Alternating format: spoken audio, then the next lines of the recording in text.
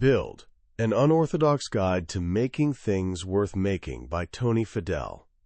Picture this, it's 2007, and you're standing in a room with Steve Jobs. In just 5 months, he's going to walk onto a stage and unveil something that will reshape human existence. The very first iPhone. Right now, he's holding the prototype, turning it over in his hands. The screen is plastic, scratched and marked from bouncing around in his pocket with his keys. He looks up at his team, some of the sharpest minds in technology, and drops a bomb. I'm not shipping a product that gets scratched. I want a glass screen, and I want it perfect. The room goes silent. They're already months behind schedule, pulling all-nighters, living on caffeine and determination. What he's asking for? It borders on fantasy. The glass he has in mind doesn't technically exist yet. Redesigning the screen means tearing apart the entire device and starting over. It means gambling Apple's future on a hunch, on something that feels right, even when the data says it's impossible. These are the moments that separate legendary products from forgotten ones, and Tony Fadell, the author we're diving into today, has lived through dozens of them.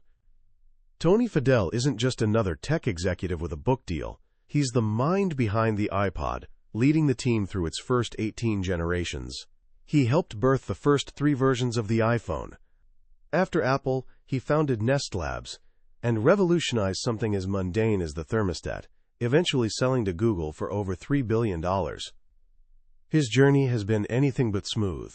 He's experienced crushing defeats in tiny leaking garages and dizzying victories in Silicon Valley's most iconic headquarters. He learned from the best, including Jobs himself, and survived some truly terrible bosses along the way. In his book Build, he's packed 30 years of battle-tested wisdom into what he calls a mentor in a box. This isn't another fluffy business book drowning in theory. It's raw, honest, and intensely practical, a blueprint for making things that actually matter. Today, we're going to walk through his remarkable story together. By the time we're done, you'll understand the unconventional principles behind some of the most influential products of our era. You'll discover how to recognize a genuinely great idea, how to assemble a team capable of achieving the seemingly impossible, and crucially, how to develop yourself into someone who can genuinely change the world. This is the handbook for anyone determined to create something meaningful. Let's dive in. So where does a legend like Tony Fadell actually start? Not with a sleek white iPod or the game-changing iPhone. His story begins, like so many great ones, with failure, the kind that makes you question everything. Before Apple ever entered the picture, young Tony landed what he thought was his dream job at a company called General Magic. This was the early 90s, and the company was essentially a secret society of tech rock stars, the same brilliant minds who had created the original Macintosh.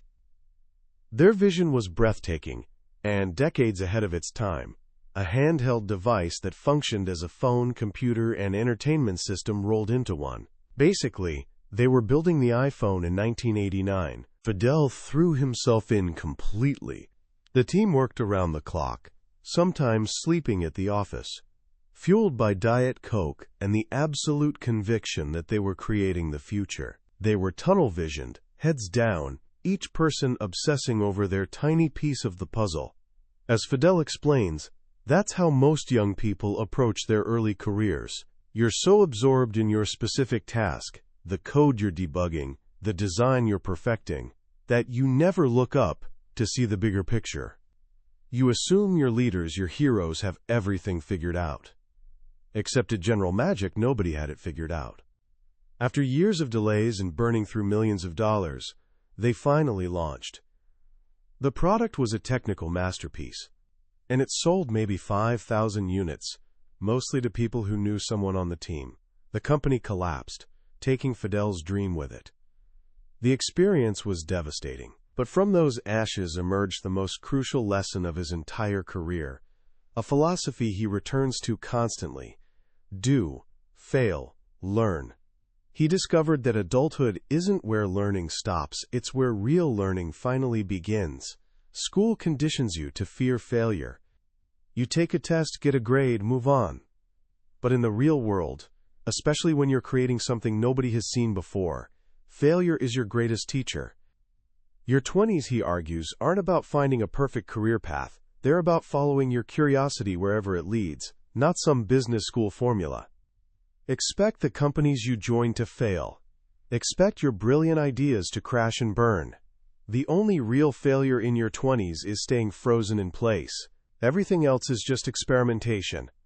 This is the foundation of building. You have to build yourself first, and that starts with choosing the right opportunities. Fadell's guidance here is simple but profound. Don't chase money, chase knowledge.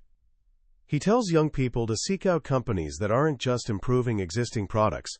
Find the ones starting revolutions. Look for companies tackling real problems that frustrate people every single day. The best ideas, he writes, are painkillers, not vitamins. You can forget to take a vitamin for weeks and barely notice. A painkiller solves something so annoying you can't ignore it. That's why General Magic failed. They built a vitamin. In the early 90s, nobody felt genuine pain from not having a computer in their pocket. But Palm, their competitor, solved a real ache. People were exhausted from juggling messy address books and calendars. Palm created a digital organizer that fit in your pocket. Simple painkiller. And it dominated. This understanding leads to the next critical phase in building your career, managing people. Fadell is refreshingly honest about this transition. Becoming a manager is a discipline you learn, not a natural talent. And the moment you step into that role, you stop doing what made you successful originally. If you were an exceptional designer, you're not designing anymore. You're now responsible for human beings. Your days become filled with communication, hiring, firing, budgets, and endless meetings. Many people fall into the micromanagement trap.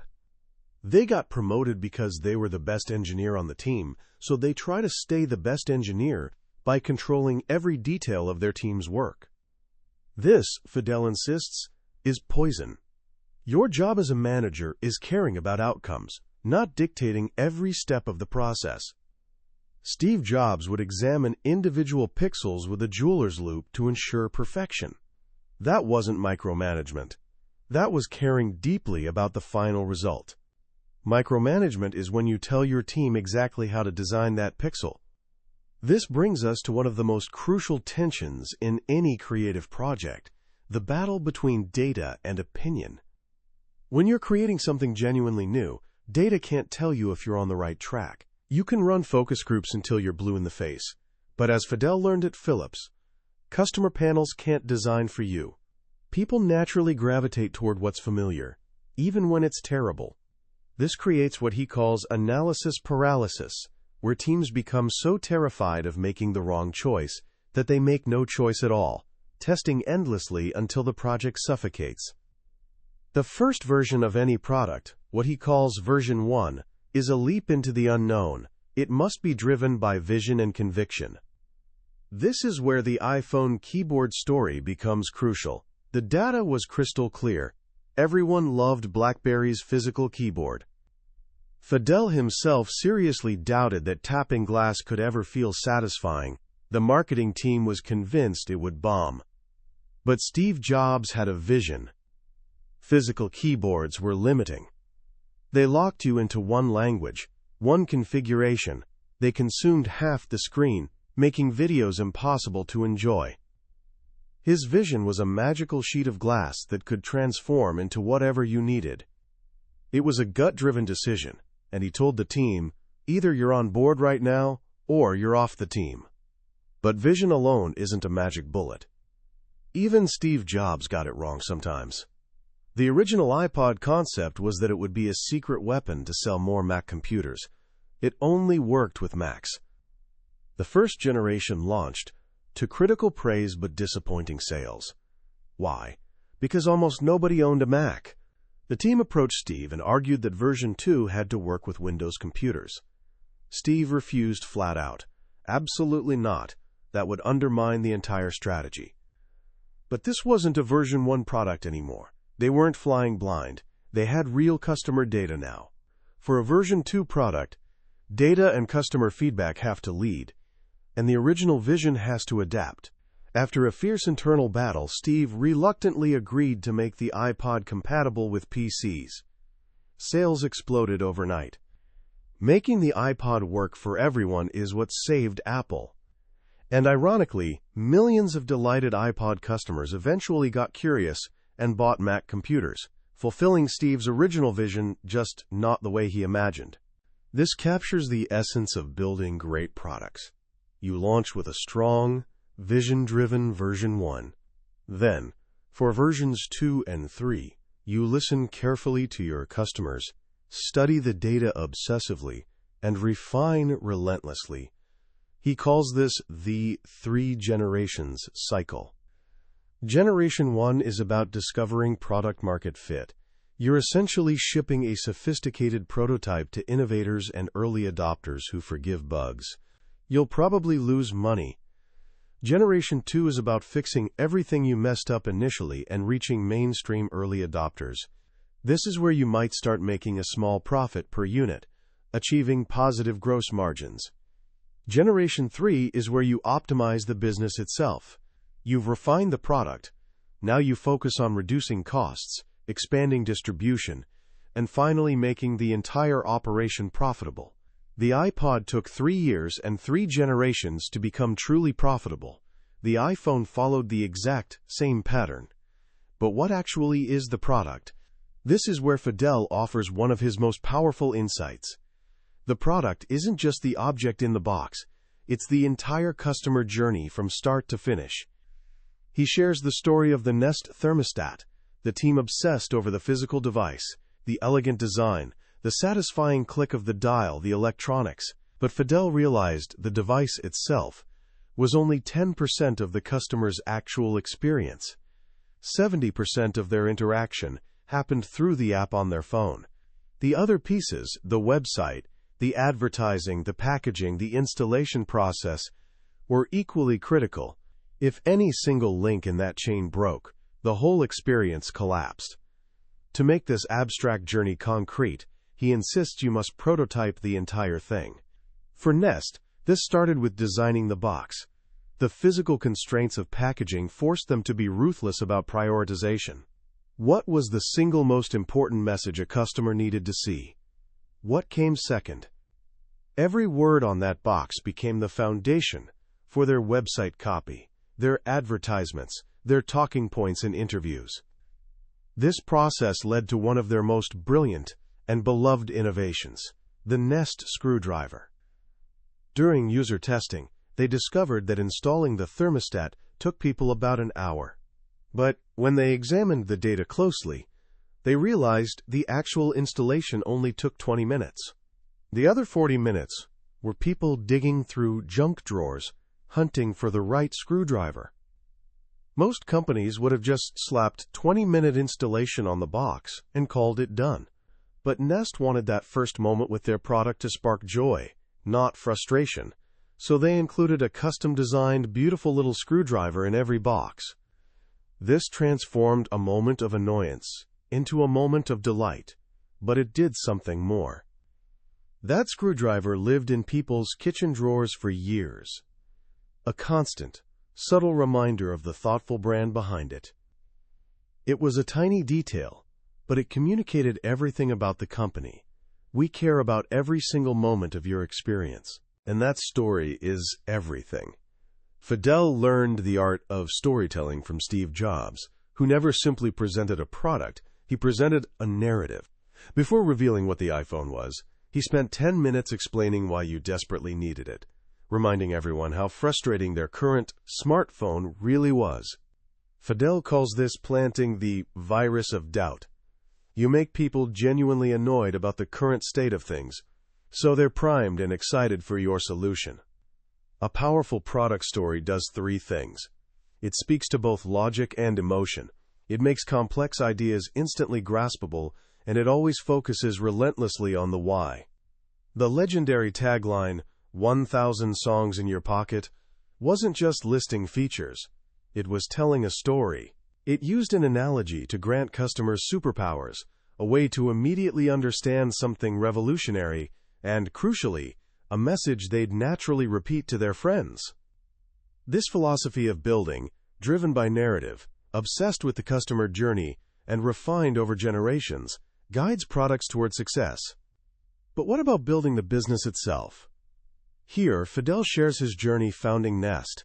The idea for a smart thermostat didn't strike him like lightning. It followed him around for 10 years. It started as a personal frustration. His ski cabin was always freezing when his family arrived on Friday nights. He tinkered with solutions for years, but the technology wasn't ready yet. The idea would fade, then come roaring back, following him across the world until he finally accepted that he was the one who had to solve it. A great idea, he argues, stalks you. Even after you discover how impossibly difficult it will be to execute, you can't stop thinking about it. This is what he calls delayed intuition. Before you leap, you need months or even years to research, plan, and test whether the idea can survive your own skepticism. Once you commit, the first step is assembling your team. He says you should know your first 5 hires before you even officially start. And your early team should include what he calls seed crystals, people so talented and respected that they naturally attract other exceptional people. As the company grows, it inevitably hits what he calls breakpoints. These are predictable moments when your team's communication and organization simply stop working. The first happens around 15 people, when informal chats are no longer sufficient. The next comes around 50, when you need managers managing other managers. Then again at around 120, when you need formal directors and established processes. The secret is anticipating these breaks and restructuring proactively before everything falls apart. This leads to his final and perhaps most dramatic set of lessons, what it truly means to be a chief executive. The climax of Fadell's story is Nest's acquisition by Google. On paper, it looked perfect. Nest had the brand, the product vision, and the design philosophy for the connected home. Google had the resources, the artificial intelligence, and the infrastructure to accelerate that vision by years. But from day one, the cultures clashed violently. Fadell describes Nest as a team of fighters, forged in Apple's near-death intensity. They were scrappy, mission-obsessed, and accustomed to top-down leadership where the chief executive could clear roadblocks with a single decision. Google, meanwhile, was a culture of abundance, funded by its seemingly infinite advertising revenue. It was less hierarchical, and leaders couldn't simply command teams to help. They had to persuade, to build consensus. The two companies were speaking completely different languages. Then, barely a year after the acquisition, Google announced a massive corporate restructuring, creating the parent company Alphabet. Nest was suddenly separated from Google, cut off from the very resources it had been promised. The deal they'd signed up for had evaporated. Fadell was told to slash his team and roadmap in half. Then, he learned Google wanted to sell the company entirely. It was brutal and agonizing. Fadell eventually resigned, unable to lead a company whose vision was being dismantled from above. He uses this painful experience to illustrate the immense weight and isolation of being a chief executive. Your job, he explains, is simply to care about everything. To scrutinize support articles with the same intensity as product design. Your passion, or lack of it, cascades down and sets the standard for everyone. He divides chief executives into 2 categories, babysitters and parents. Babysitter executives are caretakers. They maintain what exists, avoid risks, and keep shareholders content. Most public company leaders are babysitters. Parent executives, however, push companies to grow and evolve. They take big swings. They challenge their teams to reach for greatness, even when it hurts. This is the kind of leader Fadell urges us to become. But nobody can be the chief executive forever. The final chapter of leadership is recognizing when to step back, when to unbecome a leader. Whether it's because the company has outgrown you, you've lost your fire, or you simply need to create space for the next generation to rise.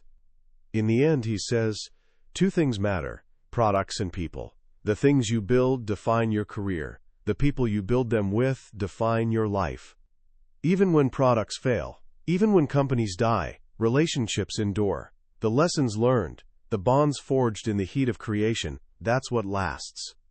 As we reach the end of Tony Fadell's journey, it's obvious that Build is far more than a business manual. It's a deeply human story about the messy, beautiful, and often painful process of creation. The most powerful lesson for me isn't about technology or marketing strategies. It's about persistence when everything falls apart. Fadell's story isn't a highlight reel of victories, it's a collection of scars, each one marking a lesson learned the hard way. His mantra, do, fail, learn, is deceptively simple, yet it's the foundation of every meaningful achievement. In a world that celebrates overnight success and worships perfect resumes, his honesty feels like fresh air. He gives us permission to be imperfect, to try things that might crash spectacularly, and to see failure not as the end but as tuition paid for wisdom. The idea of prototyping the entire customer journey is another concept that sticks with you. We often become so fixated on the thing we're making, the app, the presentation, the artwork, that we forget about everything surrounding it. The story of the Nest screwdriver perfectly illustrates how small, thoughtful details create lasting emotional connections. It challenges us to look beyond our narrow focus and experience the world through our customers' eyes at every touchpoint. And finally, his distinction between babysitter and parent leaders is a powerful framework for any level of leadership. It's not just for executives. Are we simply maintaining the status quo in our own lives and projects? Or are we pushing ourselves and those around us to grow, to evolve, to reach for something better? It's a call to embrace the discomfort of growth over the safety of stagnation. So how can you apply these ideas to your own life starting today? Here are a few practical actions inspired by the book. First, practice fighting habituation. For the next week, identify one small daily annoyance you usually ignore. Maybe it's how your backpack is organized, a frustrating step in your morning routine, or a confusing feature in an app you use constantly. Instead of just accepting it, ask yourself Fadell's favorite question, why? Why does it work this way? How could it be just 1% better? This simple exercise trains your mind to see the world not as it is, but as it could be. Second, for your next project, whether academic or personal, start by writing the press release first. Before doing any work, write a single paragraph explaining what it is, who it's for, and why anyone should care. This forces you to clarify your vision from the beginning and gives you a guiding star when you get lost in details. And third, think about your own customer journey. If you're applying for college or a job, don't just focus on the final deliverable, your application or resume. Think about the entire experience from the perspective of the admissions officer or hiring manager. How will they first hear about you? What appears when they search for you online? How will you follow up after an interview? Every interaction is a chance to tell a thoughtful, cohesive story. That was a summary of Build by Tony Fadell. We've explored some of the biggest ideas today, but a summary is like viewing a map of a beautiful country. It shows you major cities and highways, but it can't convey the feeling of walking through bustling markets, the taste of local food, or the wisdom gained from conversations with people who live there. The real magic of this book lives in the details, the personal stories, the raw honesty, and countless small lessons packed into every page. If any of the stories or principles we discussed today resonated with you, I encourage you to grab a copy. Reading it isn't just about learning business strategy. It's an experience that can fundamentally reshape how you approach your work, your career, and your life. The link to the book is in the description below. Also, if you found this journey valuable, please take a moment to like this video and subscribe to the channel. It lets me know this work matters to you and ensures you won't miss our next deep dive into another transformative book. Let's keep building and learning together.